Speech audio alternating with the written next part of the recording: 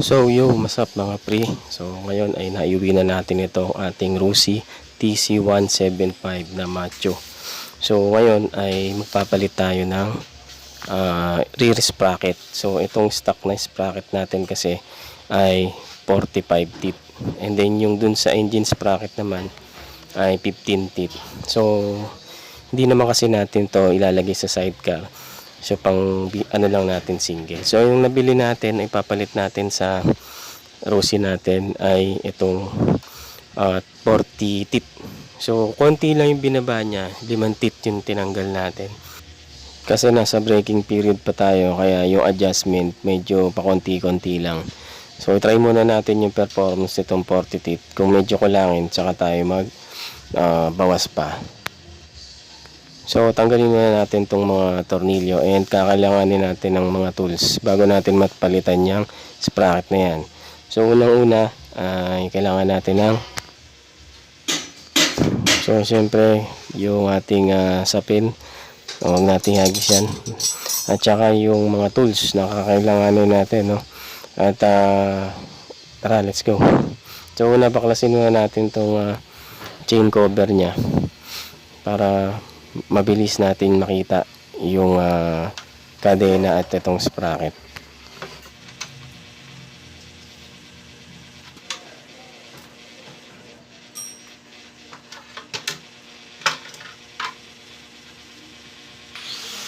Tanggalan natin yung ating chain cover, tanggalin naman natin itong gulong.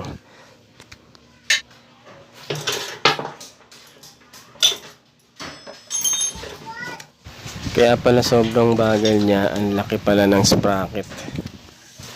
So kaya tayo magpapalit dahil dyan. So dahil yung sprocket na nakalagay sa kanya ay pang hakutan, pang kargaan, yung mga may tricycle. So bagay na bagay yung ganyan sprocket, no? Yung stock sprocket niya. So tatanggalin lang muna natin tong 4 na tornilyo na to dito sa stock sprocket.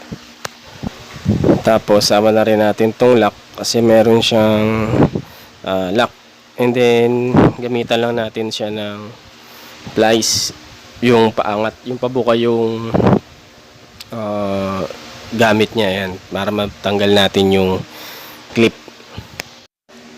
So gamit lang tayo ng yabe. So 15 size niya ay 15. So yun yung gagamitin natin pantanggal.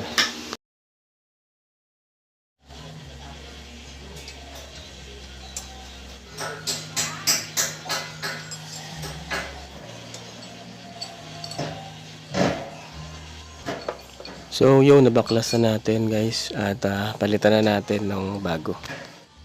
So sukat naman yung nabili natin sa Lazada. So ang in-order natin ay pang TMX 155. And then sukat naman yung mga butas niya doon sa Rusi 175 natin. So wag nyo lang kalimutan ibalik yung circlip niya.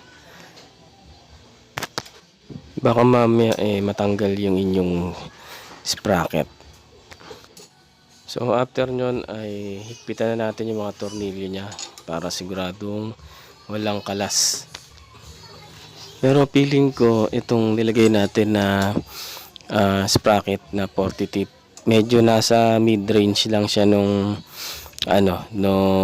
bilis at saka arangkada. So medyo naghahalo yung may arangkada pa rin tsaka konting dulo. Pero kung gusto niya talaga ng high speed lahat, mag 36 o 34 kayo. Sure na puro ano talaga yun, puro dulo lang. Ayun nga lang, magsasuffer yung arangkada tsaka yung pag may angkas ka. Kasi ang liit nung sprocket yung 34 or 36. Pero kung gusto niyo yung medyo nasa mid lang, pwedeng 40 is 15 or 16 teeth by 40 teeth or 15 by 38, ganyan. Kaya ayos lang natin yung kadena, yung tamang higpit lang guys. Kailangan meron pa din siyang play. So hindi masyadong mahigpit yung kadena kasi Baka mapatidan man kayo ng kadena sa biyahe. Yung tama lang. May luwag lang siya ng konti. Yung hindi tumatalon sa sprocket. Yung ganitong combination guys, pwede ka pang mag-angkas dito kahit na dalawa na medyo maglakas pa rin yung hatak niya based dun sa naging experience ko. Kasi dun sa 45 teeth, ang lakas talaga ng hatak. At yun nga lang, medyo bitin sa dulo kasi mabibrate na yung 45 teeth pag mga bandang 80 to 85. Sobrang vibrate na niya. Pero pagka medyo binabaan mo yung sprocket sa likod, ginawa mong 40, so sakto lang siya. Kung ang mga speed mo lang ay mga 90 kung may angkas, siyempre mabilis na sa angkas yun, lalo na kung misis mo yung kasama mo. Makamakurot ka na nun kung mga 90 kph yung takbo nyo, sakto lang. Pero kung ikaw lang mag-isa, sulit na sulit yung sprocket na 36 teeth at saka 38. Ayan, 34.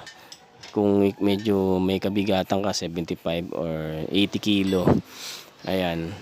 So, kung palaging single ang gamit mo, mas maganda kung high speed din. Pero kung may angkas ka lagi sa biyahe, papasok, lagi may angkas, mas maganda kung mga 38 or 40 teeth para kahit papaano may damba o arangkada pagdating sa stoplight. So, try natin to sa Rusi 175, yung ganitong setup. Kasi sa TMX 125 ko, ano din yun, 1540. So, yun yung ano niya. Pag may angkas, maganda naman siya. So, ganito lang yung play, sakto-sakto lang. So, para hindi rin mag-jump yung kadena dun sa sprocket. So, gagawa na lang din ako ng review kung anong maging performance sa mga Rusi 175 katulad nito. Pero tingin ko dapat nag-38 na ako kagad. Pero check din natin to. Kasi bira naman akong may angkas kasi yung click yung ginagamit ko. Pagka kasama ko yung misis ko, pagka babiyahe kami. So ayun lang guys, hopefully nagustuhan niyo yung ating video. Maraming salamat sa inyong panonood.